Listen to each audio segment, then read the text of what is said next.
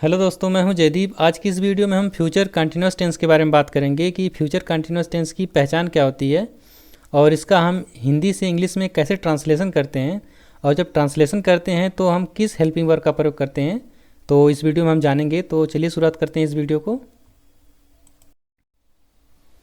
Future continuous tense. अब future का मतलब क्या होता है कि भविष्य होता है, और कंटिन्यूस का मतलब होता है कि जारी रहना, यानी कि फ्यूचर में ऐसे कार्य, यानी कि भविष्य में ऐसे कार्य जो जारी रहने वाले होते हैं और कब तक रहेंगे ये पता नहीं रहता है। ठीक है, यानी कि हमारी पूरी कल्पना होती है फ्यूचर कंटिन्यूस टेंस में। ठीक है, अब इनकी पहचान क्या होती है कि हिंदी वाक्यों के अंत में रहा होगा, ठीक है, रहे होंगे, ठीक है, और रही होगी, ऐसे जब वाक्य जब अंत समाप्त होता है ऐसे शब्दों से, तो वह क्या होता है, वह फ्यूचर कंटिन्यूस टेंस होता है। ठीक है, अब जैसे इनका इंग्लिश में स्ट्रक्चर क्या होगा, तो सबसे पहले सब्जेक्ट आता है और उसके बाद फिर हमारी हेल्पिंग वर्ब शैल या विल प्लस बी, फिर हमारी मेन वर्ब आ जाएगी, मेन वर्ब के बाद फिर हमारा ऑब्जेक्ट आएगा। ठीक है, अब सेल का प्रयोग कहाँ करेंगे और विल का प्रयोग कहाँ करेंगे जान लेते हैं। तो सेल का प्रयोग हम आई और वी के साथ करेंगे, और विल का प्रयोग हम सभी सब्जेक्ट के साथ, यानी कि जो आई वी को छोड़ के जो जितने भी सारे सब्जेक्ट रहेंगे उनके साथ हम विल का प्रयोग करेंगे। ठीक है, अब जैसे हम एग्जांपल लेते हैं कि हम किताब पढ़ रहे होंगे। ठीक है, यानी कि अब हम यहाँ पे जो हम इसकी पहचान कैसे कर रहे हैं कि रहे होंगे। ठीक है, यानी कि हमने यहाँ पे ये लिखा है, इसकी पहचान रहे होंगे। ठीक है, तो यह क्या हमारा टेंस है, फ्यूचर कंटिन्यूस टेंस है। तो हम इसका इंग्लिश में जब ट्रांसलेशन करेंगे तो सबसे पहले हम सब्जेक्ट को लिखेंगे। सब्जेक्ट हमारा क्या यहाँ पे है, हम। अब हम की इंग्लिश क्या होती है कि वी। ठीक है, अब वी के साथ हम किस हेल्पिंग वर्ब का प्रयोग करेंगे, हमने यहाँ पे देखते हैं। यहाँ पे हमने लिखा है कि आई और वी के साथ शैल का प्रयोग करेंगे। ठीक है, और अन्य के साथ विल का प्रयोग करेंगे। ठीक है, तब यहाँ पे हमारी हेल्पिंग वर्ब होगी जो वह वी शैल। ठीक है, उसके बाद फिर हम बी का प्रयोग बी यहाँ पे लिखे हैं, यानी कि कंटिन्यूस टेंस में, फ्यूचर कंटिन्यूस टेंस में शैल बी और विल बी का प्रयोग करते हैं। ठीक है, हेल्पिंग वर्ब के रूप में। तो शैल वी शैल बी। अब पढ़ने का इंग्लिश क्या होगी, रीडिंग। ठीक है, उसके बाद फिर किताब की इंग्लिश क्या होती है, book. We shall be reading the book. ठीक है, ये इसका इंग्लिश ट्रांसलेशन हो गया। ठीक है, अब जैसे अब दूसरा सेंटेंस है कि माँ खाना बना रही होगी। ठीक है, अब यहाँ पे भी हम इसकी पहचान कैसे करेंगे, जो हमारा सेंटेंस का लास्ट वर्ड है रही होगी, वह फ्यूचर कंटिन्यूस को बताता है। तो हम इसका इंग्लिश में जब ट्रांसलेशन करेंगे तो सबसे पहले हम सब्जेक्ट लिखेंगे। सब्जेक्ट इसमें क्या है कि माँ। माँ की इंग्लिश क्या होती है कि मदर।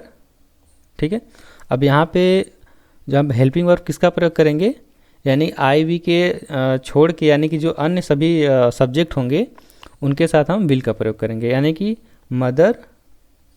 ठीक है, मदर विल बी खाना बनाने की इंग्लिश क्या होती है, कुकिंग। ठीक है, और खाना का मतलब क्या होता है, फूड। ठीक है, यानी कि mother will be cooking food. ठीक है,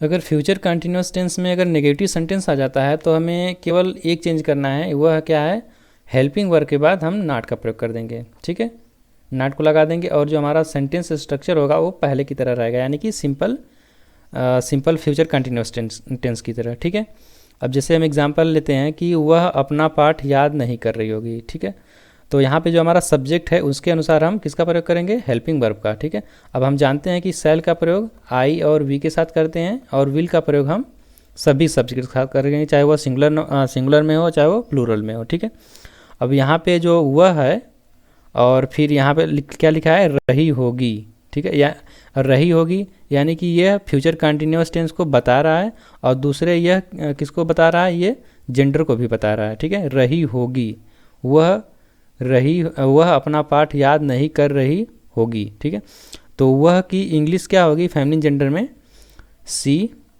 ठीक है, उसके बाद हम किस हेल्पिंग वर्ब का प्रयोग करेंगे, विल का प्रयोग करेंगे। ठीक है, सी विल नॉट, यानी कि हेल्पिंग वर्ब के बाद हम किसका प्रयोग करेंगे, नॉट का प्रयोग करेंगे। ठीक है, फिर बी, और याद करना की इंग्लिश क्या होती है, लर्न। ठीक है, तो शैल विल नॉट बी लर्निंग कर रही होगी, यानी लर्निंग हर लेसन। ठीक है, यानी कि वह अपना पाठ याद नहीं कर रही होगी, इंग्लिश क्या होगी, सी विल नॉट बी लर्निंग। ठीक है, लर्निंग हर लेसन। ठीक है, और उसके बाद हम देखते हैं इंट्रोगेटिव सेंटेंस में। फ्यूचर कंटिन्यूअस टेंस में अगर वाक्य क्या से शुरुआत होता है तो वह इंट्रोगेटिव सेंटेंस होता है। ठीक है, जब क्या से शुरुआत होगा वाक्य तो सबसे पहले हम क्या लिखेंगे, जो हमारी हेल्पिंग वर्ब होगी उसको लिखेंगे, फिर हमारा सब्जेक्ट आएगा, सब्जेक्ट के बाद बी, फिर हमारी जो मेन वर्ब होगी उसको लिखेंगे, यानी मेन वर्ब यानी कि वर्ब प्लस आईएनजी, वर्ब की फोर्थ फॉर्म। ठीक है, उसके बाद फिर हमारा ऑब्जेक्ट आ जाएगा। ठीक है, और ऑब्जेक्ट के बाद सबसे लास्ट में हम क्वेश्चन मार्क का प्रयोग करेंगे हर इंट्रोगेटिव सेंटेंस में, चाहे वह प्रेजेंट में हो, चाहे पास्ट में हो, चाहे फ्यूचर में टेंस हो, सभी इंट्रोगेटिव के सेंटेंस के साथ हम क्वेश्चन मार्क का लास्ट में ज़रूर प्रयोग करते हैं। ठीक है, अब जैसे एग्जांपल लेते हैं कि क्या हम गाना गा रहे होंगे। ठीक है, अब यहाँ पे जो हमारा सेंटेंस है वह क्या शुरुआत हुआ है। ठीक है, यानी कि ये हमारा क्या है, यह इंट्रोगेटिव सेंटेंस है। ठीक है, तो क्या से जब वाक्य पहले शुरुआत हुआ है तो सबसे पहले हम जो हमारी हेल्पिंग वर्ब होगी उसको लिखेंगे, यानी कि और उसके बाद फिर सबसे पहले हम देखते हैं कि जो हमारा सब्जेक्ट है वह कैसा है। ठीक है, यानी कि यहाँ पे जो हमारा सब्जेक्ट है वो हम है। ठीक है, हम की इंग्लिश क्या होती है, वी।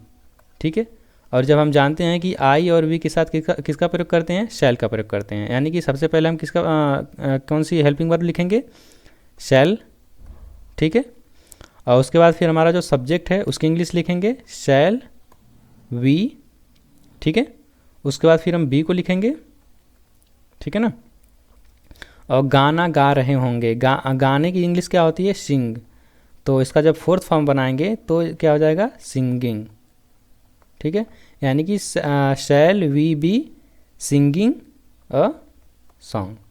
ठीक है, गाना की इंग्लिश होती है सॉन्ग, और गाना गाने की इंग्लिश होती है सिंग।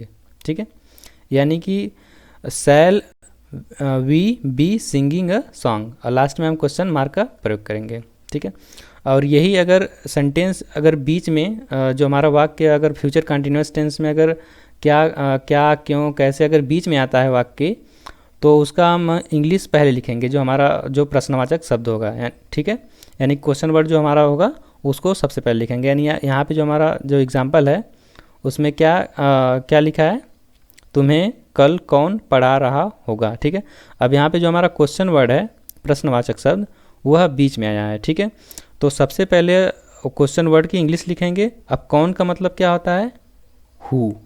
ठीक है, हु। उसके बाद जो हमारा सब्जेक्ट के से पहले सब्जेक्ट के अनुसार हम किसका प्रयोग करेंगे, हेल्पिंग वर्ब का। ठीक है, हेल्पिंग वर्ब का प्रयोग करेंगे, तो यहाँ पे हेल्पिंग वर्ब कौन सी प्रयोग होगी, तुम के साथ यहाँ पे हेल्पिंग वर्ब विल का प्रयोग होगा। ठीक है, हु विल यू। ठीक है, बी। अब पढ़ाना क्या इंग्लिश होती है, टीच, तो इसका जब फोर्थ फॉर्म बनाएंगे तो ये क्या हो जाएगा, टीचिंग। ठीक है, और फिर क्या लिखा है, कल, अब कल की इंग्लिश क्या होती है, टू मारो। ठीक है, और लास्ट में हम क्वेश्चन मार्क जरूर लगाएंगे। ठीक है, यानी कि इंग्लिश तुम्हें कल कौन पढ़ा रहा होगा कि इंग्लिश क्या होगी, who will you be teaching tomorrow. ठीक है, अब ये इंट्रोगेटिव सेंटेंस था। इंट्रोगेटिव सेंटेंस दो तरीके के होते हैं, एक तो मतलब जो क्या से पहले शुरुआत होते हैं, और दूसरा क्या होता है जिसमें प्रश्नवाचक शब्द वाक्य के बीच में दिया रहता है। ठीक है, तो हमने इन दोनों को समझा दिया है बहुत सिंपल से। तो अगर वीडियो अच्छी लगी हो तो please one line academy channel को सब्सक्राइब कर दीजिए, और नई लेटेस्ट वीडियो पाने के लिए वर्ल्ड लाइन एकेडमी के साथ बने रहिए। Thank you.